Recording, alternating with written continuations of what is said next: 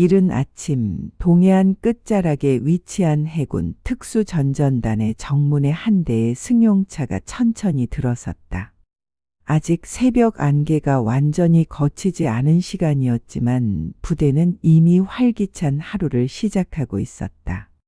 멀리서 들려오는 파도 소리와 함께 부대 곳곳에서는 일과를 준비하는 대원들의 발걸음 소리가 들렸다. 승용차가 부대 본부 앞 주차장에 정확히 정렬하여 멈춰섰다. 엔진 소리가 꺼지고 잠시 정적이 흘렀다. 그리고 운전석 문이 열리면서 한 사람이 천천히 내렸다. 차에서 내린 것은 20대 후반으로 보이는 젊은 여성이었다. 그녀는 깔끔하게 다림질된 해군 군복을 입고 있었고 어깨에 달린 중위 계급장이 아침 햇살에 반짝이고 있었다. 한서연 중위였다. 서연이 부대를 둘러보는 순간 바다 냄새와 함께 불어오는 바람이 그녀의 얼굴을 스쳤다. 이곳은 그녀가 지금까지 생활했던 도시와는 완전히 다른 환경이었다. 하지만 서연의 표정에는 두려움보다는 기대감이 더 많이 드러나 있었다. 그녀는 해군사관학교를 우수한 성적으로 졸업했고 특히 해상 작전학에서 뛰어난 성과를 보였다. 이 부대에서의 근무는 자신의 전문성을 발휘할 수 있는 좋은 기회였다. 서연은 가방을 어깨에 메고 부대 본부를 향해 걸어갔다. 비록 이곳이 험난한 곳이라는 소문을 들었지만 서연은 충분히 준비되어 있다고 생각했다. 해군사관학교에서의 4년간의 훈련과 교육이 그녀에게 자신감을 주었다. 서연이 부대 본부로 걸어가는 모습을 지켜보는 시선들이 부대 곳곳에서 느껴졌다.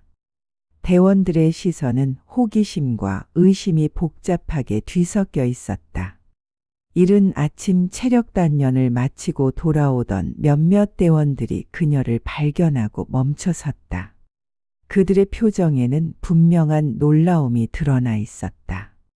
지금까지 이 부대에서 여성의 모습을 본 적이 거의 없었기 때문이다. 일부 대원들은 서로 눈짓을 주고받으며 작은 목소리로 수군거리기 시작했다. 진짜 여자 장교 온다고? 리얼? 여기서? 대원들이 수군거리기 시작했다. 야, 근데 진심 여기서 버틸 수 있을까? 개빡센데. 진짜 해군 특수전전단이 어디인 줄 알고 왔나? 이런 대화들이 여기저기서 들려왔다. 물론 겉으로는 예의를 지키고 있었지만 속마음은 달랐다. 군기가 잡힌 부대라 대놓고 무리하게 굴지는 않았지만 호기심과 의구심을 완전히 숨기지는 못했다. 부대 곳곳에서 웅성거림이 계속됐다. 여자가 해군 특수전전단에 오면 어쩌지? 한 대원이 동료에게 속삭였다. 아, 진짜? 개웃기네, 크크. 다른 대원이 비웃으며 대답했다. 이들의 대화에는 단순한 호기심을 넘어선 무시가 섞여 있었다. 해군 특수전전단은 해군에서도 빡센 부대로 유명했다. 거친 바다, 개 같은 날씨, 수중 작전의 암벽 등반까지 이 모든 게 이 부대만의 헬 같은 환경을 만들어냈다. 여기가 어디인 줄 알고 왔나 몰라? 인정 진짜 며칠 못 버틸 듯. 여자가 UDT에서 뭘 하겠어, 크크. 수중 침투도 못할 텐데. 대원들의 대화는 점점 더 노골적이 되어갔다. 표면적으로는 걱정하는 척했지만 실제로는 깔보는 마음이 더 컸다. 서연은 부대 본부에 들어가 부대장실을 찾았다. 문을 노크하자 안에서 굵은 목소리가 들려왔다. 들어오시오. 부대장 김대령은 50대 중반의 베테랑 해군 장교였다. 서연이 정중하게 거수경례를 했다. 해군 특수전전단 신임 중위 한서연입니다. 김대령이 그녀를 위아래로 훑어보더니 고개를 끄덕였다. 그래, 한서연 중위. 이곳은 다른 부대와는 다르다. 험하고 위험한 임무가 많으니까 각오해. 알겠습니다, 부대장님. 서연의 대답은 확신에 차 있었다. 하지만 그녀의 마음 한구석에는 작은 고민이 있었다. 자신의 어머니가 양미정 소장이라는 사실을 언제 밝혀야 할지에 대한 고민이었다. 부대장과의 면담을 마친 서연은 자신이 배속될 3팀으로 향했다. 팀 사무실에 들어서자 30대 초반으로 보이는 남성 장교가 책상에 앉아 있었다. 최민석 중위였다. 그는 이 부대에서 3년째 근무하고 있는 고참 장교였다. 서연이 인사를 하려 하자 최중위는 시큰둥한 표정으로 그녀를 바라보았다. 아, 새로운 장교구나. 한서연이라고? 네, 최중희님. 잘 부탁드립니다. 서연이 정중하게 인사했지만 최중위의 반응은 차갑기만 했다. 여기서는 예의만으로는 안 돼. 실력이 있어야 해. 특히 여자 장교라면 더더욱. 그의 말에는 은근한 편견이 섞여 있었다. 사실 최중위는 나쁜 사람은 아니었다. 다만 오랫동안 남성 위주의 부대 문화에 익숙해져 있었고 여군에 대한 고정관념을 가지고 있었다. 최중위는 서연을 바라보며 말했다. 열심히 한다고 다 되는 게 아니거든. 여기는 정말 험해. 솔직히 말하면 여자한테는 너무 힘든 곳이야. 최중위의 말에는 조롱보다는 걱정이 섞여 있었다. 하지만 그 걱정 자체가 편견에서 나온 것이었다. 이때 몇 명의 대원들이 사무실로 들어왔다.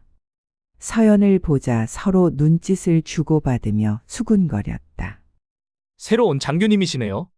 한 대원이 인사했지만 그 뒤로 들리는 작은 웃음소리들이 서연의 귀에 들어왔다. 여기서 버틸 수 있을까? 특수전전단은 처음이겠네.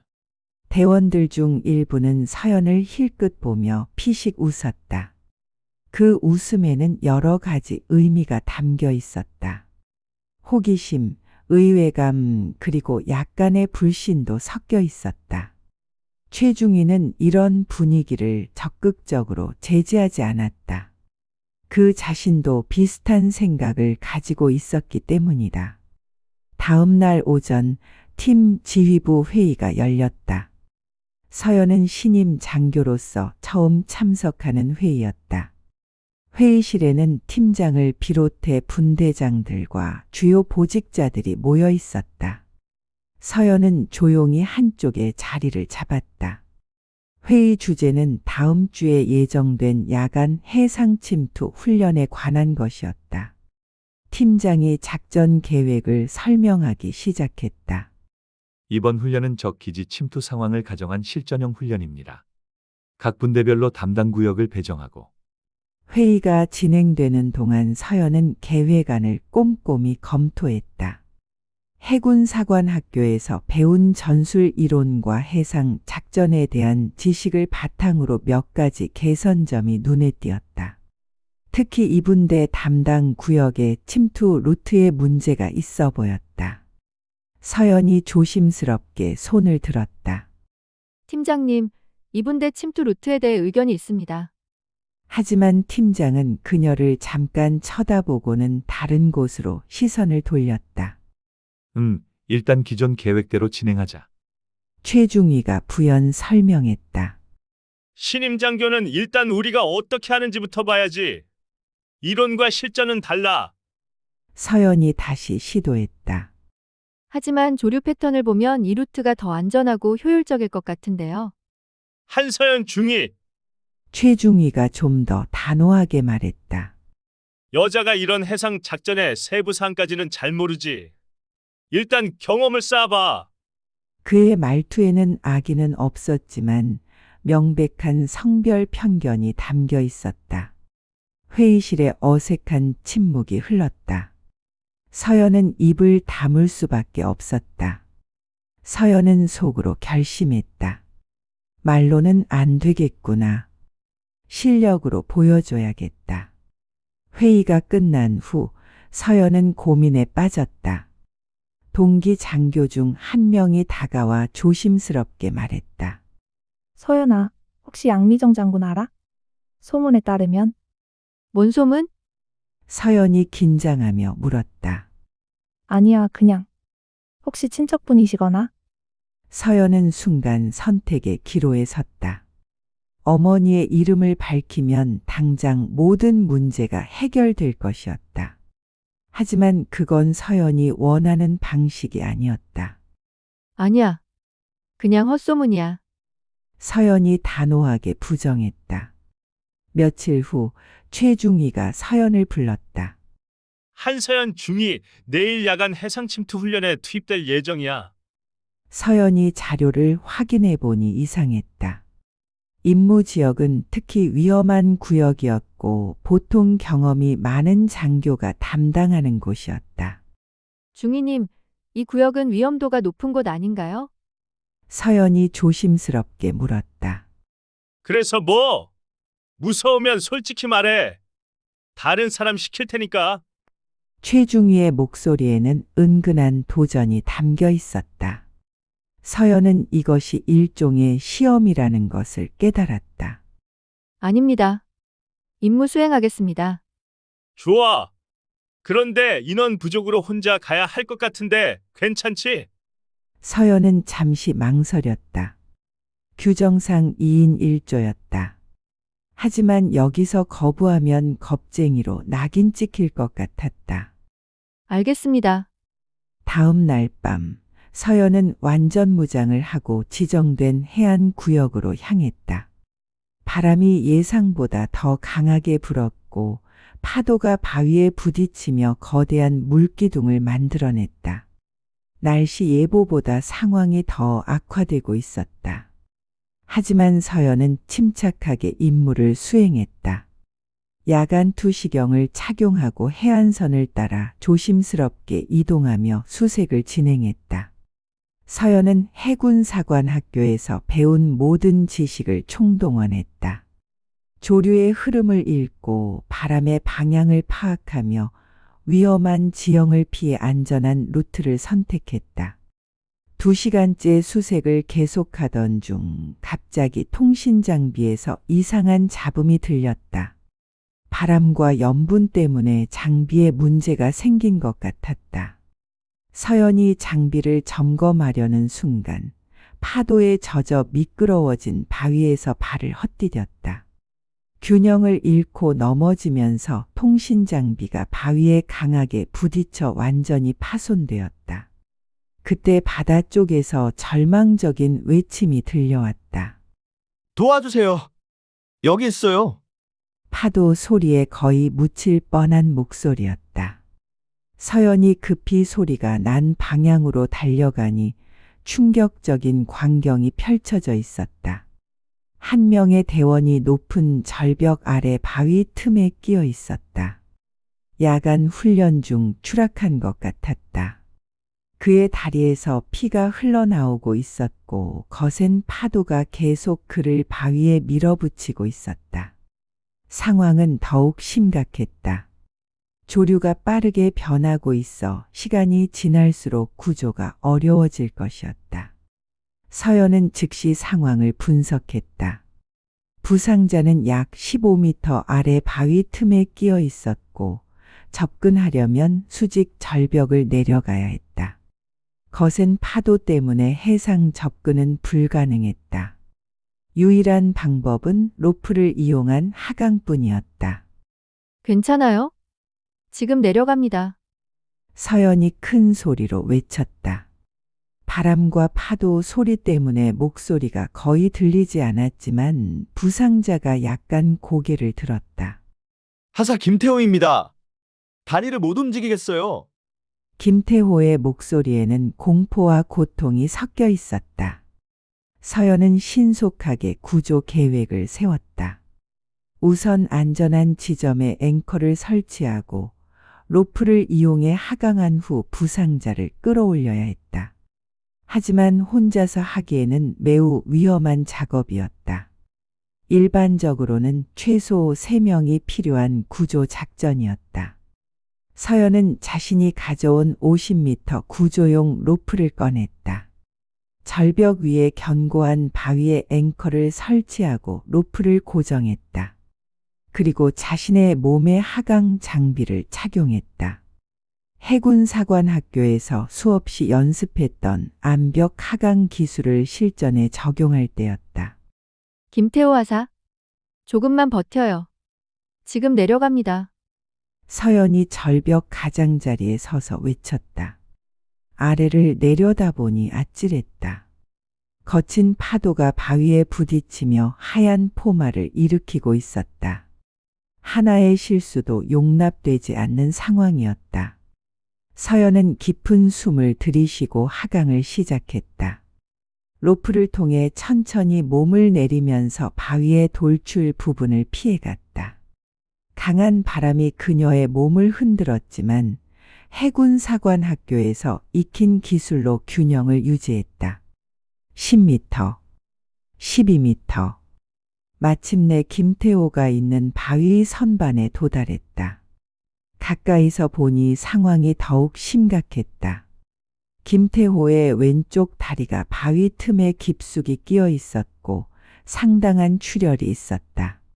파도가 밀려올 때마다 그의 몸이 바위에 부딪혔다. 김태호 하사, 의식은 괜찮죠? 서연이 그에게 다가가며 물었다. 네, 괜찮습니다. 하지만 다리가 걱정 마세요. 지금 응급처치하고 올라갈 거예요. 서연은 휴대한 의료용품으로 즉시 지혈 작업을 시작했다. 서연은 김태호의 다리를 바위 틈에서 조심스럽게 빼냈다. 이 과정에서 김태호가 고통으로 신음했지만 참고 견뎠다. 응급처치를 마친 서연은 이제 가장 어려운 단계에 직면했다. 부상자를 데리고 15m 절벽을 올라가는 것이었다. 김태호 하사, 저를 믿고 따라와야 해요. 서연이 말했다. 힘들겠지만 포기하면 안 돼요. 서연은 김태호에게 보조 하네스를 착용시키고 자신의 로프 시스템에 연결했다. 그리고 특수한 도르래 시스템을 이용해 두 사람이 함께 상승할 수 있도록 설정했다. 이는 고도의 기술이 필요한 작업이었다. 상승이 시작되었다. 서연은 자신의 체중과 김태호의 체중을 모두 감당하며 로프를 조작해야 했다. 바위면을 발로 밀며 천천히 올라갔다. 5m, 10m. 팔의 근육이 한계에 도달했지만 서연은 포기하지 않았다. 거의 다 왔어요. 조금만 더. 서연이 김태호를 격려했다. 마침내 두 사람은 절벽 위에 도착했다. 서연은 완전히 탈진한 상태였지만 김태호는 안전하게 구조되었다. 하지만 이제 진짜 시험이 시작이었다. 가장 가까운 부대 초소까지는 험한 해안길로 1시간 이상 걸려야 했다.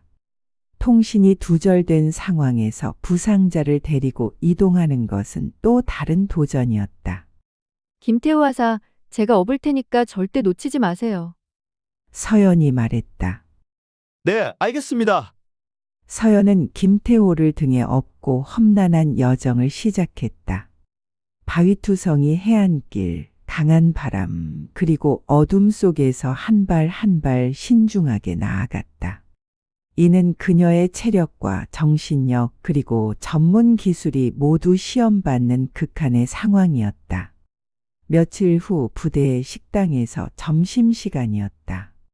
서연이 식판을 들고 자리를 찾고 있을 때 한쪽 테이블에서 웃음소리가 들려왔다. 요즘 여자 장교 어때? 그냥 그런 것 같은데? 별로 특별할 게 없어. 역시 여자는 여자야. 진짜 힘든 일은 최중희님이 다 하시는 거네. 대원들은 최중희의 각색된 보고서를 바탕으로 이야기하고 있었다. 서연이 가까이 지나가자 대화는 더욱 노골적이 되었다. 여자가 특수전전단에서 뭘 할 수 있겠어? 그냥 사무실에서 서류나 정리하지. 웃음소리가 터져 나왔다. 서연의 얼굴이 붉어졌다. 자신이 목숨을 걸고 구조한 그 대원조차도 진실을 모르고 있었다. 그때 김태호가 식당에 들어왔다.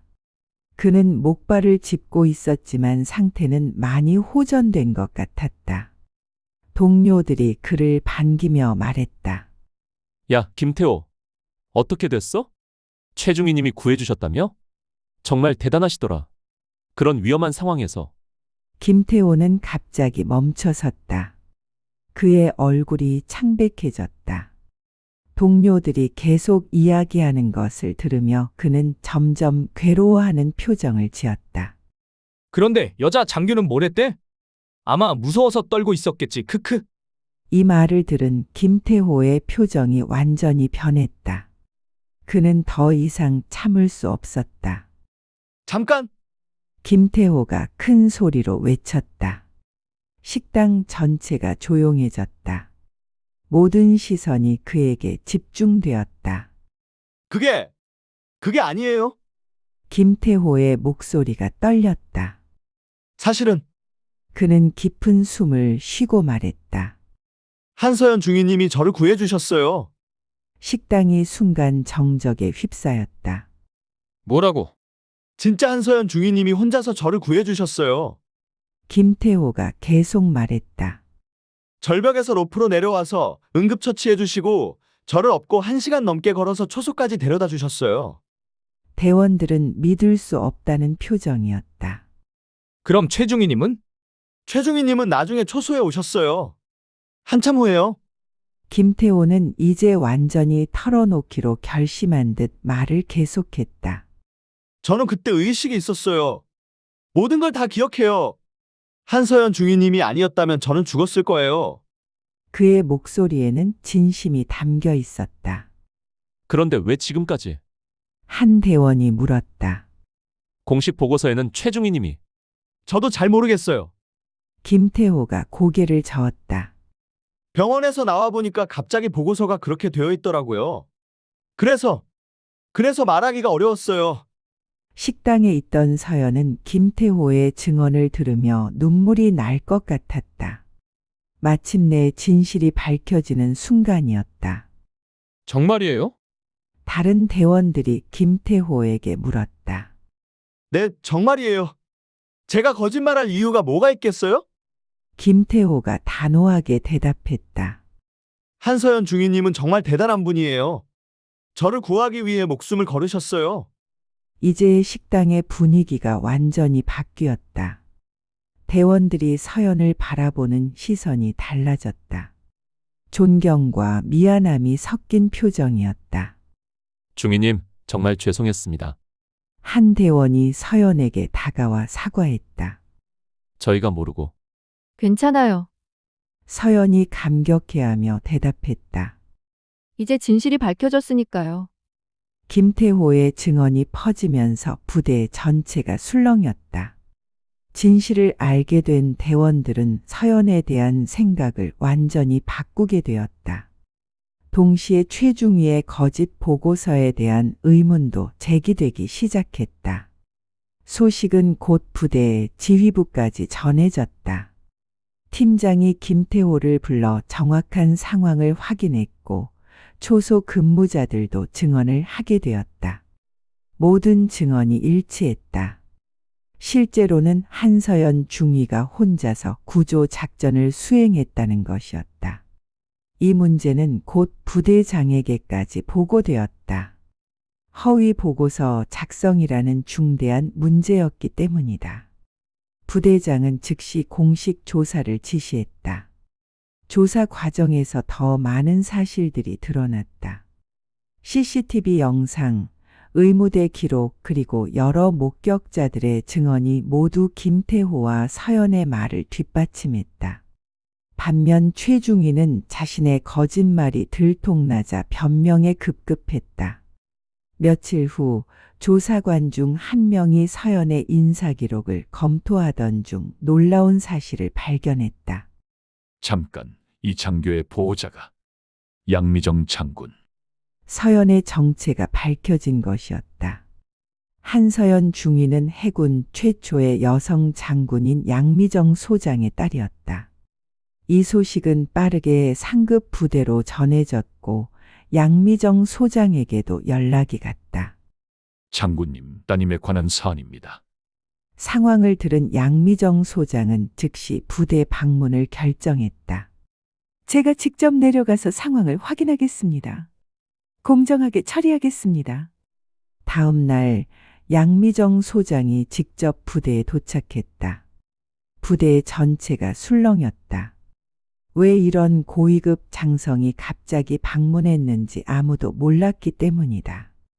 양미정 소장의 등장에 부대 전체가 긴장했다. 부대장이 급히 나와 마중했다. 장군님, 갑작스러운 방문이신데.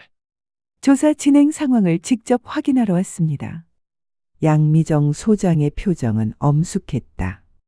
조사관들이 그동안의 조사 결과를 보고했다. 허위 보고서, 규정 위반, 성차별적 분위기 등이 모두 확인되었다고 했다. 그리고 마지막에 조심스럽게 말했다. 그런데 장군님, 한서연 중위가 장군님의 네, 맞습니다. 양미정 소장이 짧게 대답했다. 하지만 그것과 이 조사는 별개입니다. 사실만을 바탕으로 공정하게 처리하겠습니다. 전체 간부 집합이 소집되었다. 서연도 다른 장교들과 함께 정렬했다. 양미정 소장이 앞에 서자 모든 사람이 숨을 죽였다. 조사 결과를 발표하겠습니다. 양미정 소장이 말했다. 먼저 최민석 중위는 허위 보고서 작성과 부대 규정 위반으로 보직 해임하고 전속 조치합니다. 최중위의 얼굴이 새하얗게 변했다. 그리고 한서연 중위. 소장의 시선이 서연에게 향했다. 순간 부대 전체의 시선이 집중되었다. 뛰어난 판단력과 용기로 동료를 구조한 공로를 인정하여 포상을 추천합니다. 그때 한 장교가 조심스럽게 물었다. 장군님, 혹시 한서연 중위와 양미정 소장이 잠시 망설이더니 말했다. 한서연 중위는 제 딸입니다. 순간 부대 전체가 충격에 빠졌다. 웅성거림이 일어났다. 장군의 딸이었다고? 그럼 그동안 우리가 대원들은 자신들의 행동을 돌아보며 당황했다. 양미정 소장이 다시 말했다. 하지만 이 결정은 개인적 감정과는 무관합니다. 오직 사실과 증거에 바탕한 것입니다. 그녀의 목소리에는 공과 사를 분명히 하는 군인의 원칙이 담겨 있었다. 그리고 앞으로 이 부대에서는 성별이나 배경에 관계없이 오직 능력과 노력만으로 평가받기를 바랍니다. 서연이 앞으로 나왔다. 장군님, 말씀드릴 것이 있습니다. 모든 사람이 주목했다. 저는 어머니의 딸이기 이전에 한서연 중위입니다. 앞으로도 제 실력으로만 인정받고 싶습니다. 그녀의 말에 양미정 소장이 미소를 지었다. 잘했다. 그게 진정한 군인의 자세다.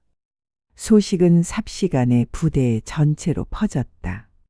한서연 중위가 양미정 장군의 딸이었다고. 그럼 우리가 그동안 장군의 딸을 우리가 그렇게 대했다니. 대원들은 충격과 후회가 뒤섞인 표정이었다. 하지만 서연은 이 상황을 지혜롭게 처리했다. 그녀는 전체 부대원들 앞에서 담담하게 말했다. 여러분, 저는 한서연 중위일 뿐입니다.